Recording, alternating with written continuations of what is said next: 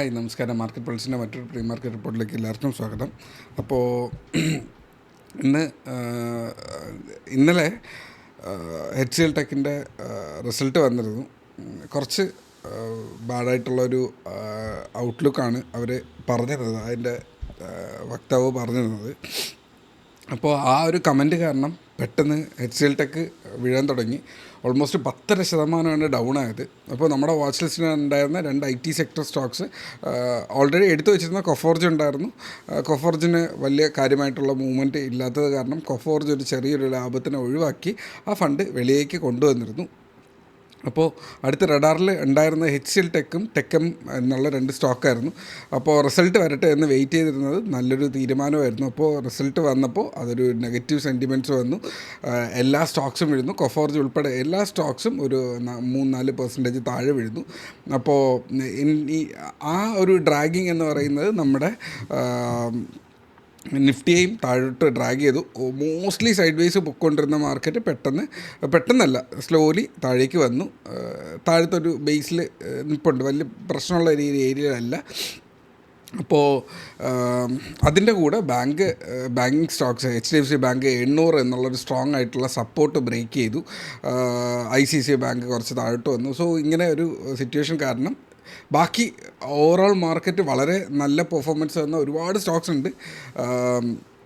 മെയിനായിട്ടുണ്ടായിരുന്ന കുറച്ച് Stokes TCS, Infosys പോലുള്ള കുറച്ച് സ്റ്റോക്സ്, ഇപ്പർ സൈഡിൽ HDFC ബാങ്ക് പോലുള്ള സ്റ്റോക്സ് ഒക്കെ വളരെ ഒരു നെഗറ്റീവായിട്ടുള്ള, നിഫ്റ്റിയെ കൺട്രോൾ ചെയ്യുന്ന സ്റ്റോക്ക് നെഗറ്റീവായിട്ടും ബാക്കിയുള്ള ബ്രോഡർ മാർക്കറ്റ് അത്യാവശ്യം നല്ലൊരു മൊമെൻറ്റം കാണിക്കുകയും ചെയ്തിരുന്നു. അപ്പോൾ സ്വിംഗ് ട്രേഡിങ്ങിന് പറ്റിയ മാർക്കറ്റ് തന്നെയാണ് സ്റ്റിൽ. അപ്പോൾ ഇന്ന് പക്ഷേ മാർക്കറ്റ് ഓപ്പൺ ചെയ്യുന്ന ലോവർ ഒരു ഓപ്പണിംഗ് ആണ് നിൽക്കുന്നത്. അപ്പോൾ അതിൻ്റെ ഡീറ്റെയിലേക്ക് നമുക്ക് പോവാം. ഇന്നലെ ബാച്ച് 13 സ്റ്റാർട്ട് ചെയ്തിരുന്നു. വളരെ നല്ലൊരു ബാച്ച് സ്റ്റാർട്ടായി. അപ്പോൾ ഇന്നലെ രാത്രി 1 o'clock മെസ്സേജ് വരുന്നുണ്ട് പുതിയ അഡ്മിഷന് വേണ്ടിയിട്ട്. മെസ്സേജ് കാണുന്നതിൽ സന്തോഷം. ഈ വീക്കെൻഡ് വരെ, ഈ സൺഡേ വരെ നിങ്ങൾക്ക് അത് അവൈൽ ചെയ്യാമെന്നുള്ളതാണ്. അപ്പോൾ നമ്മുടെ ചാർട്ടിലേക്ക് കടന്നു കഴിഞ്ഞാൽ ഇത് ഞാൻ ഇടയ്ക്ക് വരച്ചിരുന്ന റെസിസ്റ്റൻസ് ആയിരുന്നു അല്ലേ.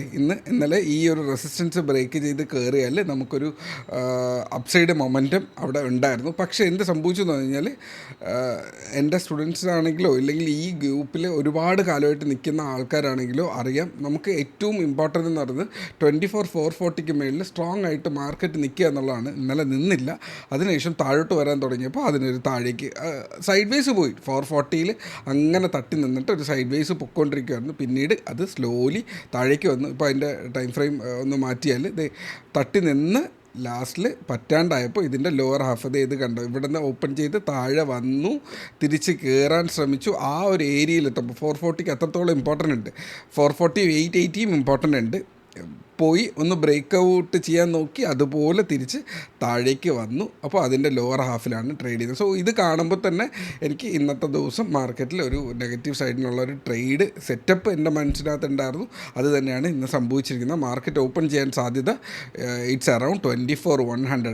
ദാറ്റ് മീൻസ് ഈ ഒരു ലൈന് 24,100 ഓപ്പൺ ചെയ്യുക എന്നുള്ള സിറ്റുവേഷൻ വന്നു കഴിഞ്ഞാൽ മാർക്കറ്റിൽ ഈ ഒരു സൈഡ് വേസ് ആയിട്ട് പോകേണ്ട ഏരിയയിൽ നിന്ന് കുറച്ചുകൂടെ ഒന്ന് നെഗറ്റീവിലേക്ക് വന്നിട്ടുണ്ട്. സോ ഏറ്റവും ഇമ്പോർട്ടൻ്റ് ആയിട്ടുള്ള അടുത്ത സപ്പോർട്ട് എന്ന് പറയുന്നത് 24,000 എടുക്കാം. 24,150 കാണിക്കുന്നത്. സോ ഏതാണ്ട് ഈ ഒരു ലെവലിലാണ് മാർക്കറ്റ് ഓപ്പൺ ചെയ്യുന്നതെങ്കിൽ ഏറ്റവും ഇമ്പോർട്ടൻ്റ് ആയിട്ടുള്ള സപ്പോർട്ട് 24,100. തൊട്ടടുത്തുള്ള ഏറ്റവും മെയിൻ സപ്പോർട്ട് 24,000 എന്നുള്ള ബ്രോഡർ സപ്പോർട്ടാണ്. അപ്പോൾ അതിൽ വാച്ച് ചെയ്യുക. അതിനുശേഷം 23,880, 23,800, 23,720 മാർക്കറ്റിൻ്റെ ഏറ്റവും ഇമ്പോർട്ടൻ്റ് ആയിട്ടുള്ള വരും ദിവസങ്ങളിലെ ഏറ്റവും ഇമ്പോർട്ടൻ്റ് ആയിട്ടുള്ള സപ്പോർട്ട് ഏരിയാസ് എന്ന് പറയുന്നത്. മേളിലിട്ട് കയറുന്നത് പറയേണ്ട ആവശ്യമുണ്ടെന്ന് തോന്നുന്നില്ല. നമ്മൾ സ്ഥിരം കാണുന്ന 24,240, 350 ഇല്ല 440 തന്നെയാണ് അതിൻ്റെ ഏറ്റവും ഇമ്പോർട്ടൻ്റ് ആയിട്ടുള്ള റെസിസ്റ്റൻസ് ഇന്നും അടുത്ത ദിവസങ്ങളിൽ വരാനുള്ള സാധ്യത. സോ മാർക്കറ്റ് വീണ്ടും ഒരു താഴേക്ക് പോകുന്ന ഒരു സ്ലൈഡ് ചെയ്ത് താഴേക്ക് വരുന്ന ഒരു സിറ്റുവേഷൻ. അപ്പോൾ അതിനനുസരിച്ചിട്ടുള്ള ഒരു സിറ്റുവേഷൻ പിക്ക് ചെയ്യുക. അതുപോലെ ഇന്നലത്തെ വീഡിയോയിൽ പറഞ്ഞിരുന്നു നല്ല കുറച്ച് സ്വിംഗ് സ്റ്റോക്സ് പറയാമെന്നുള്ളത്. എന്നാൽ ഇന്നലെ കുറച്ച് തിരക്കുകൾ കാരണം, കുറച്ച് ഒരു അത്യാവശ്യം നല്ലൊരു ഹോസ്പിറ്റൽ സിറ്റുവേഷൻ കിടക്കുന്നത് കാരണം ഞാൻ അങ്ങോട്ടും ഇങ്ങോട്ടും യാത്രയിലാണ്, ഒരു ട്രേഡും പേഴ്സണലി എടുക്കുന്നില്ല എന്നുള്ളൊരു സിറ്റുവേഷൻ ഉണ്ട്. അപ്പോൾ അത് കാരണം എനിക്കും അപ്ഡേറ്റ് ചെയ്യാൻ പറ്റുന്നില്ല. ഈ ഒരു വീഡിയോ കഴിഞ്ഞ് കഴിഞ്ഞാൽ പിന്നെ ഞാൻ ആ കാര്യങ്ങളുടെ തിരക്കിലായിരിക്കും. അപ്പോൾ അത് കാരണം എനിക്കിതെല്ലാം അപ്ഡേറ്റ് ചെയ്യാൻ പറ്റില്ല. അപ്ഡേറ്റ് ചെയ്യാൻ പറ്റാത്ത സ്റ്റോക്സ് ഏതാണെന്ന് ചോദിച്ചു കഴിഞ്ഞാൽ Exide industries, Amara Raja industries, Amara Raja batteries എന്നുള്ള സ്റ്റോക്ക് അവിടെ ഉണ്ടായിരുന്നു. എക്സൈഡ് ഇന്നലെ ഓൾമോസ്റ്റ് 8% കയറി, അമരരാജ ഓൾമോസ്റ്റ് 16% കയറി. പേഴ്സണലി ഞാനും എടുത്തില്ല. എൻ്റെ റഡാറിൽ ഏറ്റവും ടോപ്പിലുണ്ടായിരുന്ന 4 സ്റ്റോക്കിൽ 2 ഇതെന്ന് അറിയുന്നത്. ഓക്കെ, പകരം നമുക്കവിടെ എയറോനോട്ടിക്സും ഇന്ന് ട്രെൻഡ് കയ്യിലിരിപ്പുണ്ട്. ട്രെൻഡ് നല്ല റിസൾട്ട് തന്നിട്ടുണ്ട്. അത് മേളിലേക്ക് പോകാനുള്ള നല്ല പോസിബിലിറ്റി ഉണ്ട്. എല്ലാ മേളിലേക്ക് പോകുന്ന സ്റ്റോക്സും നമുക്ക് എൻട്രി എടുക്കാൻ പറ്റണം എന്നില്ല. പിന്നെ സിറ്റുവേഷൻസ് ഡിപ്പെൻഡ്സ്. അടുത്ത് നിങ്ങൾ വാച്ച് ചെയ്യേണ്ട സ്റ്റോക്സ്, അപ്പോൾ ഈ 2 സ്റ്റോക്സ് നിങ്ങൾക്ക് നോക്കുക എന്നുള്ളതാണ്. ഇന്ന് ചിലപ്പോൾ മാർക്കറ്റ് താഴേക്ക് വരുന്ന കാരണം കറക്റ്റ് ചെയ്തിട്ട് നമുക്ക് കുറച്ചുകൂടെ ലോവർ പ്രൈസിൽ കിട്ടാൻ സാധ്യതയുണ്ടെങ്കിൽ എക്സൈഡ് ഇൻഡസ്ട്രീസ്, അമരരാജ നോക്കുക. ഇത് നിങ്ങളുടെ വാച്ച് ലിസ്റ്റിലേക്ക് വെക്കുക. ഞാനൊരിക്കലും ട്രേഡ് റെക്കമെൻഡേഷൻ അല്ല പറയുന്നത്. നിങ്ങളുടെ വാച്ച് ലിസ്റ്റ് വച്ചിരിക്കാനുള്ള നല്ലൊരു സ്റ്റോക്കാണ് പറയുന്നത്. ആ സ്റ്റോക്ക് നിങ്ങൾക്ക് കൺവിൻസിങ് ആണ്, അതിൻ്റെ മൂവ്മെൻറ്റ് നിങ്ങൾക്ക് കൺവിൻസിങ് ആണെന്നുണ്ടെങ്കിൽ നിങ്ങൾ നിങ്ങളുടേതായ അനാലിസിസിലൂടെ അതിനെ നിങ്ങൾക്ക് ടേക്ക് ചെയ്യാമെന്നുള്ളതാണ്. ഞാനും ഇത് തന്നെയാണ് ചെയ്യുക. എനിക്ക് നല്ല ഒരു ചാർട്ട് കിട്ടിക്കഴിഞ്ഞാൽ ഞാൻ അതിനെ കയ്യിൽ കീപ്പ് ചെയ്യും. നല്ലൊരു എൻട്രി പ്രോബബിലിറ്റി കിട്ടിയാൽ ഞാനും അതിനകത്ത് ഫണ്ട് ഇൻവെസ്റ്റ് ചെയ്യും. അതിൻ്റെ ഒരു 5 to 7% SL കീപ്പ് ചെയ്യും എന്നുള്ളത് മാത്രമേ അതിനകത്തുള്ളൂ. അപ്പോൾ അടുത്ത് 2 സ്റ്റോക്ക്, ഒന്ന് ആരതി ഇൻഡസ്ട്രീസ്, അടുത്തത് മദർസൺ സുമി. ആരതി ഇൻഡസ്ട്രീസ് അത്യാവശ്യം കുറേ കാലമായിട്ട് ഇങ്ങനെ നമ്മുടെ റഡാറിൽ നിൽപ്പുണ്ട്. ബ്രേക്കൗട്ട് വന്ന് അങ്ങ് കയറുന്നില്ല, എന്നാലും അവിടെ നിൽക്കുന്നുണ്ട്, കുഴപ്പമില്ലാണ്ട് ഇന്നലെ കയറുന്നുണ്ട്. അപ്പോൾ ഒന്ന് വാച്ച് ലിസ്റ്റിൽ കീപ്പ് ചെയ്യുക. അടുത്ത് മദർസൺ സുമിയാണ്, നല്ല സ്റ്റോക്കാണ്. സംവർധന മദർസൺ എന്നുള്ളതാണ് ആ സ്റ്റോക്കിൻ്റെ പേര്. പിന്നെ ആനന്ദ് രാജും E2E എന്നുള്ള 2 സ്റ്റോക്സ് ഉണ്ടായിരുന്നു. E2E അപ്ഡേറ്റ് ചെയ്യാൻ പറ്റിയില്ല. E2E അത്യാവശ്യം കയറിയിട്ടുണ്ട്. ഇച്ചിരി റിസ്ക്കി ആയിട്ടുള്ളൊരു സ്റ്റോക്കാണ്. ഇതൊക്കെ നിങ്ങളുടെ വാച്ച് ലിസ്റ്റ് വയ്ക്കുക.